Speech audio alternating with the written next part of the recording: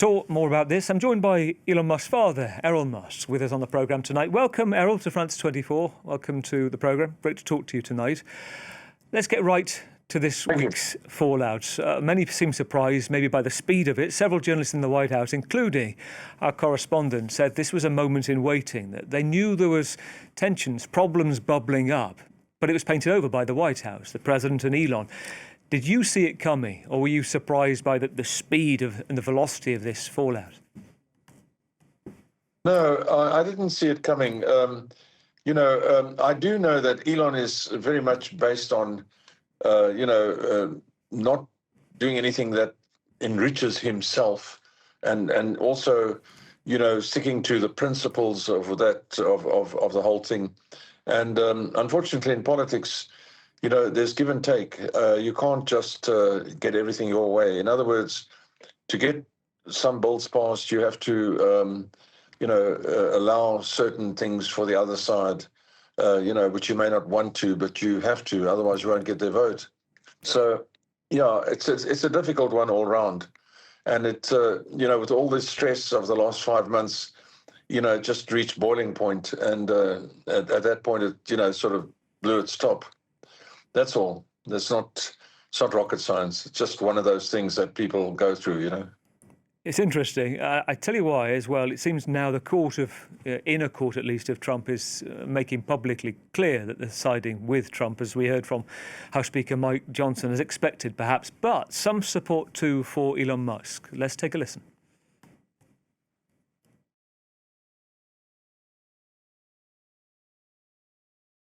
We can hear from Thomas Massie. He's the Republican. Here we go. Let's take a listen. Okay. I trust the math from the guy that lands rockets backwards over the politician's math. I think that patient is on life support, and if the Senate thinks they're going to rehabilitate it and rewrite it, I think they're endangering this patient. So Errol's saying that he would trust the guy who knows his maths and rocket science more than he would the president. You've likened it, I've heard you say this, to a fight between medieval English royals and influential outsiders who've led past rebellions. You mentioned Henry III and Simon de Montfort, a tale of a pious, indecisive king, and also against a charismatic, ambitious, uncompromising reformer who ended up taking, if I'm right in saying, Henry III's children prisoner, and it didn't end well for him. Tell us about that and your thoughts there. Well, yes, you described it rather well. And, but at the same time, it's very important to realize they've cleared all the opposition, and all they've been doing is clearing opposition. And so now there's just the two of them left in the arena. So they're still in the clear the opposition mode. And that's got to change. They've got to start seeing each other's point of view. It's as simple as that. And as you say, I know that Elon has tremendous support. People believe in Elon because they believe that Elon will not compromise his principles for the sake of either enriching himself or getting something, sort of the wrong way. But at the same time, politics is one of those things that, it's a very deep pool. It has no sides. It has no bottom. You just keep swimming until you sink. And Churchill has found that, and all the top politicians in the world have found that. So it's a question of give and take. And at the present time, I do believe that Elon is feeling a little, concerned about the way things have gone, and he would like to reach out to Trump. And I have heard that Trump says no, but that simply would suggest on Trump's side that he has something to hide, you might say. And so if Trump is the man I think he is, he should, in fact, invite Elon back in, and he should say to Elon, whatever it is that's concerning you so much, let's see what we can do about it. It's a very interesting point. That's what I think Trump should do. Well, if you remember Anthony Scaramucci, Errol, go back to the first administration, I think spent 11 days as his key spin and advisor. Well, his thought on this week was that he would have expected President Trump to put out a statement about the Epstein files, unlinking him from it, and he believed it was, quote, telling that he hasn't now. That has been deleted. There was no evidence provided. What's it like for you, just watching on when one of these figures is your son?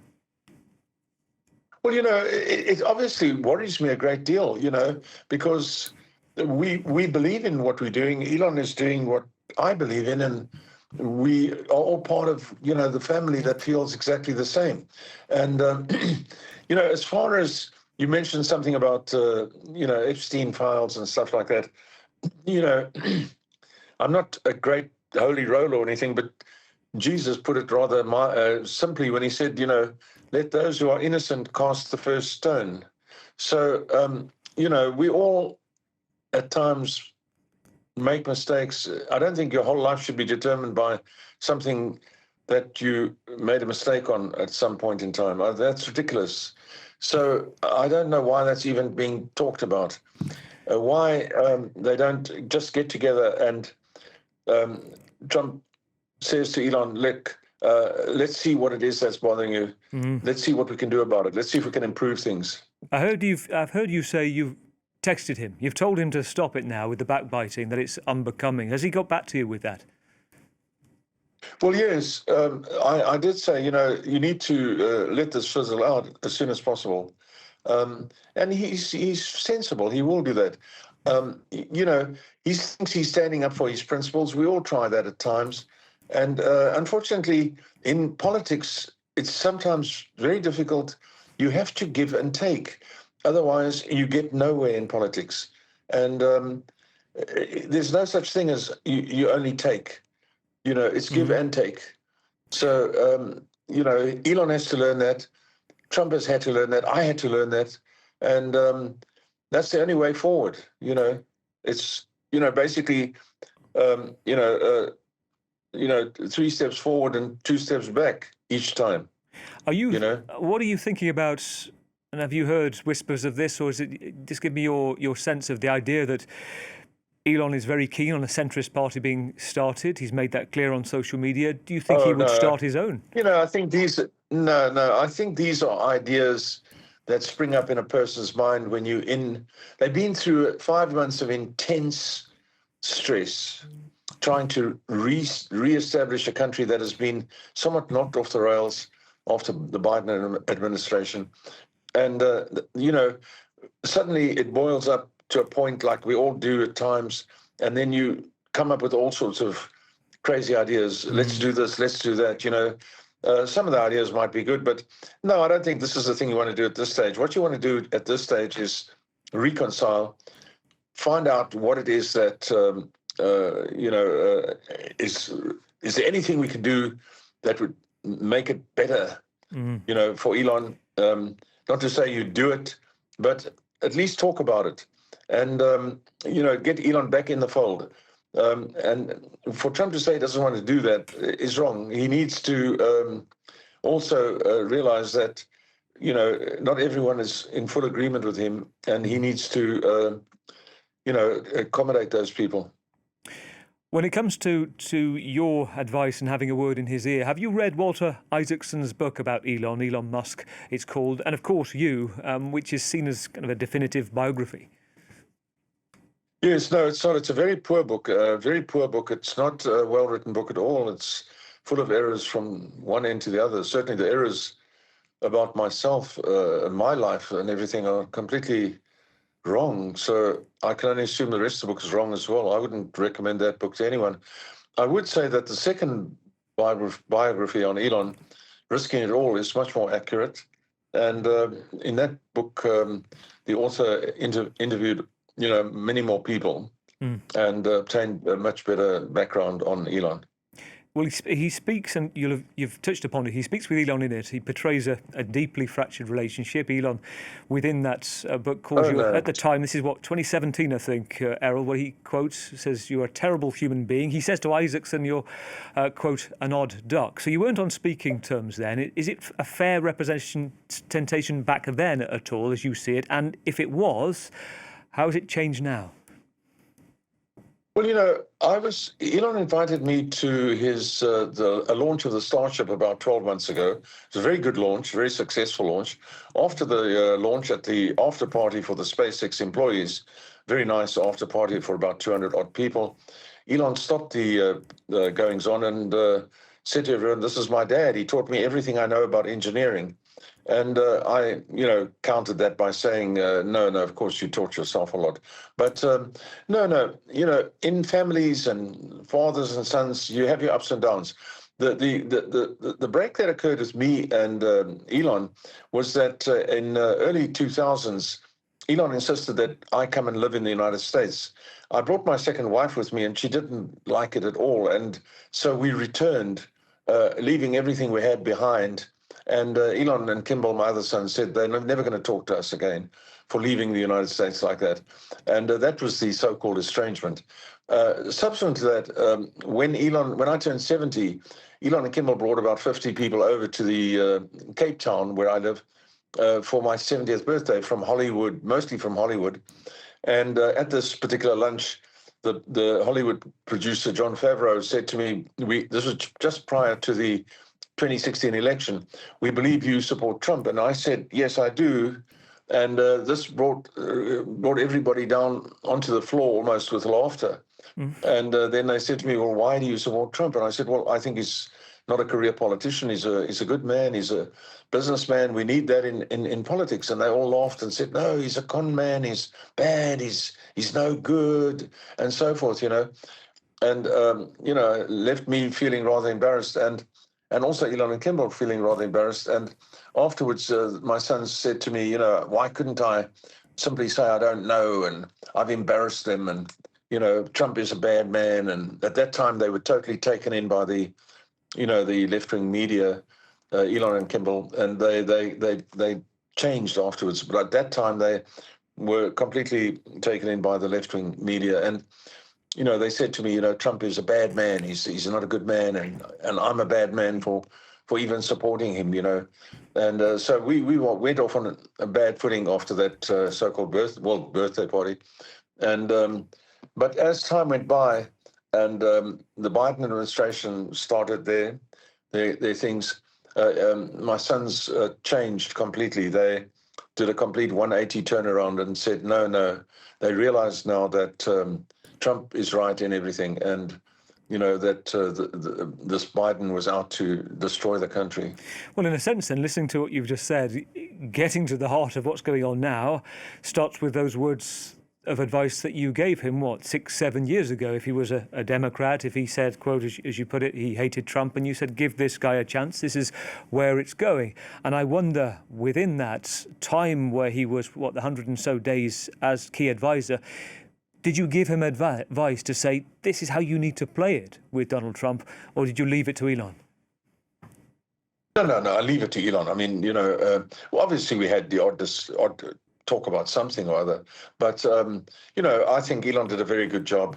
There was a lot of waste being, and still a lot of waste in not only in the American government, in many governments, and my attitude to Elon was, when you do take down some of these departments, bear in mind people are losing their jobs, so do not, do it with a sort of.